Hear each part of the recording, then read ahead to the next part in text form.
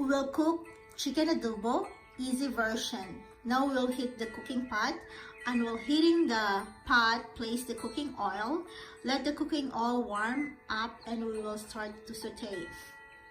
After 1 to 2.5 minutes of heating up, the oil is now ready and it is warm already. The first thing that we will place into the pot is the garlic. This is a crushed garlic. I saute the garlic first so that we can turn its color into brown. Did you know that it's better that our garlic is quite toasted when it comes to adobo, because it adds a unique taste to the dish that makes it so tasty. That is why I will saute the garlic until its color turns into brown.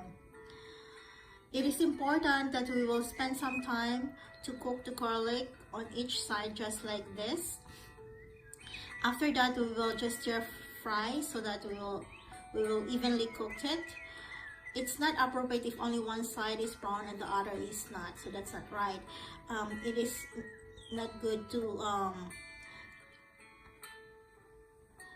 this is what we need to achieve. If you would have noticed, the color turns into slight golden brown. That is the right one. So what we will do now is to add the onion. We will just move the garlic into the side of the pot so that we can cook it more and make it more brown in color. At the same time, we will saute the onion on the other side. Saute the onion for about 20 to 30 seconds and it is set. After that, we could mix the garlic and the onion and we could both saute them at the same time. We need to saute both until onion becomes cooked. We will let the onion be cooked so that its taste becomes quite sweet and it adds to the overall flavor of the dish. Just make sure that we monitor what we are cooking so that the onion and the garlic won't get burned. And now we will place the chicken. And the part of the chicken that I'm using is called the chicken thigh. I have just cut it into serving size. You can also use in this chicken, like a chicken drumstick or any part of the chicken, such as the chicken wings, even the neck and the breasts. We will just need to cook each side of the chicken for about a minute. It is like we are cooking for the chicken's side or the outer part color of the chicken to turn into light brown. And it is not necessary for its color to be perfectly brown. It would be okay if some part is still pinkish, because we will cook it later more with by means of boiling. You can also use a tongue for cooking to flip the chicken upside down, which is much easy. And now we will add water. What we will add now next is the toyo or the soy sauce, and next will be the vinegar. What I am using here is the white vinegar. You can also use cane vinegar, apple cider vinegar, so anything will do. We also need not to marinate the chicken with vinegar and soy sauce. It is like we would just continue with the cooking for faster preparation, and let us now cover it. And now we'll just mix it. Just make sure that the vinegar, soy sauce and other ingredients are well distributed in the cooking pot. Now I will add a Knorr chicken cube.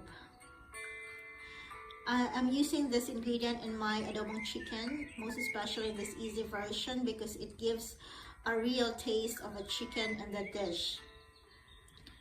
That is why even if we didn't soak it in vinegar or the soy sauce, you would notice that the taste will still be delicious and has this flavorful taste of a chicken. The dish is really like perfect with rice. We will also add now the buong paminta or whole peppercorn. We'll also add now the buong paminta or whole peppercorn and the dried bay leaves, as well as the pinatuyong dahon ng laurel. You can also use like ground black pepper or fresh laurel leaves if that's what's available. We'll just mix it, and after that we'll cover the cooking pot with a lid. We will just continue cooking it until the chicken becomes tender. The dish should be done for about 30 minutes. but it is important that we'll flip the chicken upside down in the middle of the process for it to be evenly cooked. I'll just have to cover the cooking pot now. After 15 to 18 minutes, we will need to flip the chicken, and I will now use a tongue because it's easier. It's because it's harder for me to flip it a while ago when I was using the spoon. And for it to be easier and faster, I will now use the tongue. We just need to flip it. What is good with this, the cooking will be even, and even the color of the chicken become well balanced. If we would not flip it, the color of the part of the chicken that is exposed becomes quite light, so it is not pleasing to the eyes.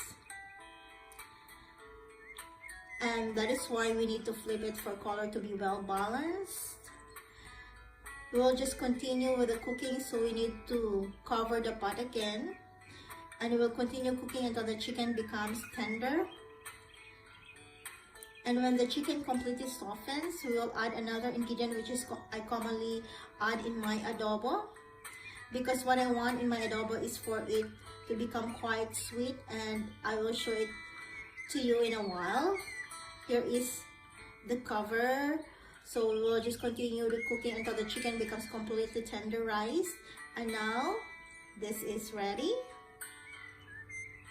This chicken is now cooked and is tender. It will now be up to you. What would you do with your adobo?